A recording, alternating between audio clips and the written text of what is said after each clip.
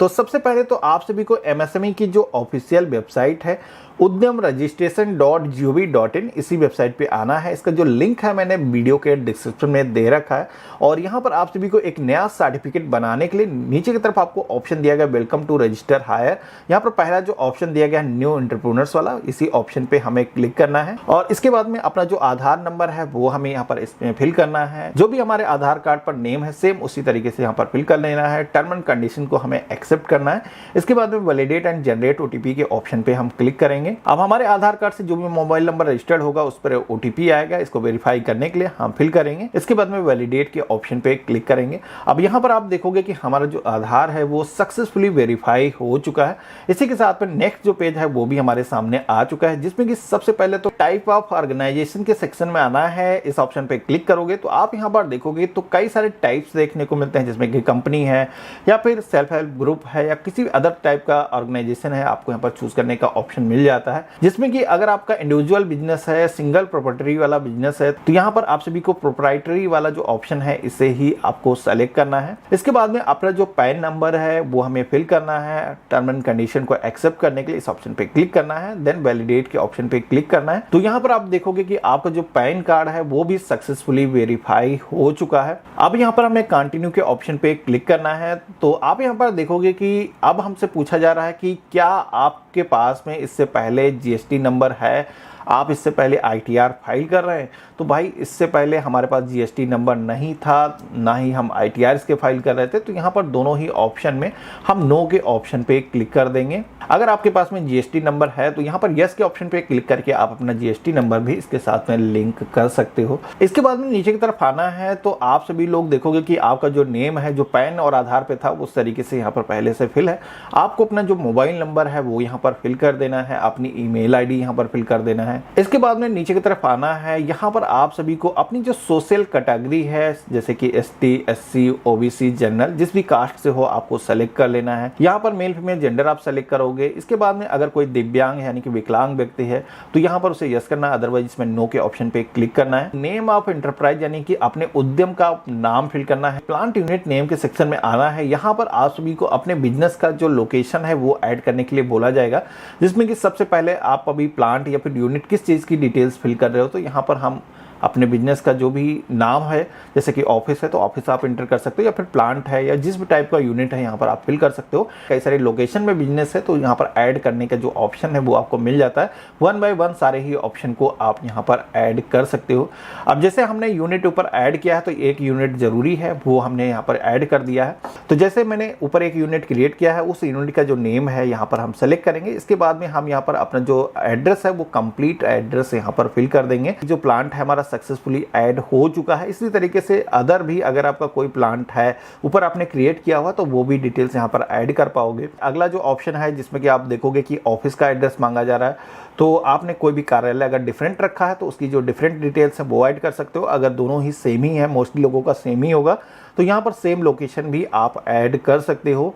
अब यहाँ पर इतनी डिटेल ऐड करने के बाद में यहाँ पर आप देखोगे कि लॉन्गिट्यूड और लैटिट्यूड का भी ऑप्शन दिया गया है, जिसमें कि ये जो डिटेल है गेट लॉटिट्यूड एंड लॉन्गिट्यूड के ऑप्शन पे क्लिक करोगे तो ये जो डिटेल है आपको सेलेक्ट करने का ऑप्शन मिल जाएगा। आप ड्रैग करके सेलेक्ट कर सकते हो। क्या इससे पहले आपने उद्यम रजिस्ट्रेशन किया हुआ था, इससे पहले जो स्कीमें चल रही थी उसमें आपने सर्टिफिकेट बनाया है, तो अगर ऐसा कुछ है तो आप डिटेल्स को ऐड कर सकते हो। अदरवाइज अगर आपने नहीं क्रिएट किया है तो एनए का जो ऑप्शन है नॉट एप्लीकेबल, यहाँ पर ये सेलेक्ट कर दोगे। यहाँ पर आपका जो बिजनेस है कब से इनकॉर्पोरेशन हो रहा है उसकी जो डिटेल्स है वो आपको यहाँ पर ऐड करना है।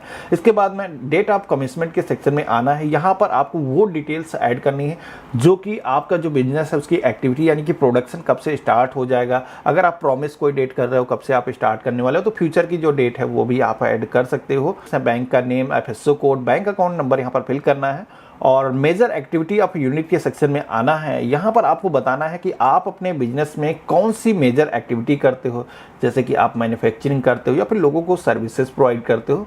तो यहाँ पर अगर कोई भी प्रोडक्ट का आप निर्माण करते हो तो यहाँ पर मैन्युफैक्चरिंग का जो ऑप्शन है वो आप सेलेक्ट करोगे। अब अगर आप सर्विसेज प्रोवाइड करते हो तो उस केस में सर्विस का जो ऑप्शन है वो आपको सेलेक्ट करना है। अब जैसे कि आप देखोगे कि मैंने मैन्युफैक्चरिंग का जो ऑप्शन है वो सेलेक्ट किया है, तो यहाँ पर मुझे एनआईसी कोड को फिल करने के लिए बोला जाता है। अब एनआईसी कोड के सेक्शन में जैसे कि आप देखोगे, मैंने यहाँ पर कुछ एग्जांपल के लिए सर्च किया है, तो यहाँ पर कई सारे सजेशन दिखाए जाते हैं। आपका जो बिजनेस है वो किस टाइप का है, क्या आप मैन्युफैक्चर करते हो, आप अपना कीवर्ड जैसे ही टाइप करोगे यहाँ पर उससे रेलिवेंट जो भी बिजनेस की एक्टिविटी है वो देखने को मिल जाएगी। जैसे कि यहाँ पर मैन्युफैक्चरिंग का जो ऑप्शन है देखोगे कि आ रहा है। अगर आप कोई भी कंप्यूटर रिपेयर की सर्विस या फिर इलेक्ट्रॉनिक किसी भी गैजेट को रिपेयर करने की सर्विस प्रोवाइड करते हो वो भी इसके अंदर दिए गए। जैम, जूस, कुछ इस तरीके के जो प्रोडक्ट हैं वो मैन्युफैक्चर करते हो या फिर मिल्क प्रोडक्ट कोई भी प्रोडक्शन करते हो तो उससे रिलेटेड कई सारी कैटेगरीज दिए गए हैं। पूरी ही लिस्ट अगर आप चाहते हो तो वीडियो के डिस्क्रिप्शन में मैं दे दूंगा, पहले से ही आप देख सकते हो कि कौन सा बिजनेस का आपका कोड आपके बिजनेस पे लागू होगा। तो यहाँ पर ये सेलेक्ट करने के बाद नीचे की तरफ आप देखोगे तो आपके बिजनेस का जो एनआईसी कोड है जो कि कई सारे डिजिट में अलग अलग बॉक्स में फिल करने के लिए बोला जाता है, तो जो कि यहाँ पर ऑटोमेटिक सारे ही बॉक्सेस में फिल हो चुका है। इसके बाद में आप सभी को ये जो एनआईसी कोड आप देखोगे कि 2 डिजिट, 4 डिजिट और 5 डिजिट अलग अलग आया है, इसको हमें ऐड करना होगा। तो ऐड एक्टिविटी के ऑप्शन पे क्लिक करेंगे तो आप देखेंगे कि एक बिजनेस की जो एक्टिविटी है वो ऐड हो चुकी है। तो एक साथ में आप 5 यहाँ पर अपने बिजनेस में वर्क को ऐड कर सकते हो। डिफरेंट सेगमेंट के जो काम है वो भी आप कर सकते हो। जितने भी एम्प्लॉय आपके बिजनेस में अभी काम करते हैं उसकी जो डिटेल्स है वो आपको ऐड करनी है, जिसमें कि कितने लोग मेल हैं कितने फीमेल हैं, यहाँ पर नंबर्स को ऐड कर देना है और टर्म एंड कंडीशन को यहाँ पर एक्सेप्ट करने के लिए इस ऑप्शन पे क्लिक कर देना है। अब यहाँ पर कुछ आप सभी के बिजनेस की इंफॉर्मेशन मांगी जाती है कि करंट में आपने कोई भी इन्वेस्टमेंट कर रखा है उसके बारे में यहाँ पर पूछा जाता है, जिसमें राइट एंड डाउन वैल्यू के सेक्शन में आपने जितना भी अभी मशीनरी या फिर इक्विपमेंट में अभी तक पैसा लगाया हुआ है वो यहाँ पर अगर कुछ भी है तो ऐड कर लेना है, अदरवाइज इसमें मॉनिटरी नहीं है। इसी के साथ में आप सभी को सेफ्टी या फिर किसी भी तरीके के डेवलपमेंट पे आपने कोई भी पैसा खर्च किया तो वो आप यहाँ पर लिख सकते हो, तो वो डिटेल्स आप यहाँ पर ऐड करोगे तो एबी का जो प्लस है यहाँ पर हो करके आ जाएगा। इसी के साथ में अगर आपने इससे पहले बिजनेस जैसे कि रजिस्टर्ड है उन्हीं लोगों के लिए है, तो यहाँ पर आपके बिजनेस का करंट क्या टर्नओवर था और क्या एक्सपेक्टेड है यहाँ पर आप सभी को जो है वो डिटेल्स फिल करना है। जो कि नए कोई यूजर है तो उनके लिए जरूरी नहीं है। नीचे की तरफ आना है तो यहाँ पर आप सभी लोग एमएसएमई पोर्टल पर रजिस्टर होने के अलावा एमएसएमईज को जो अलग अलग पोर्टल पे बेनिफिट दिए जाते हैं उनकी अगर आपको बेनिफिट लेना है, जैसे कि ई मार्ट, जेम पोर्टल हो गया, TDREDS पोर्टल हो गया, नेशनल करियर सर्विस पोर्टल हो गया, तो अगर आप इन सारे पोर्टल पर रजिस्टर होना चाहते हो, आप गवर्नमेंट को बताना चाहते हो तो यहाँ पर आप सेलेक्ट कर सकते हो। आपको अपने डिस्ट्रिक्ट का जो नाम है वो यहाँ पर शो हो जाएगा, वो आपको सेलेक्ट कर लेना है। देन आप सभी को सबमिट गेट फाइनल OTP के ऑप्शन पे क्लिक करना है। तो यहाँ पर ये जो फॉर्म है इसको सबमिट करने के लिए जो मोबाइल नंबर आपने स्टार्टिंग में फिल किया था उस पर एक OTP आएगा और जो कैप्चा कोड दिखाया गया सेम इस बॉक्स में आपको वैसे ही फिल कर देना है और फाइनल सबमिट के ऑप्शन पे क्लिक कर देना है। रजिस्ट्रेशन होकर के रजिस्ट्रेशन ID जो है वो जनरेट होकर के आ चुकी है। इसको सबसे पहले तो आपको नोट कर लेना है।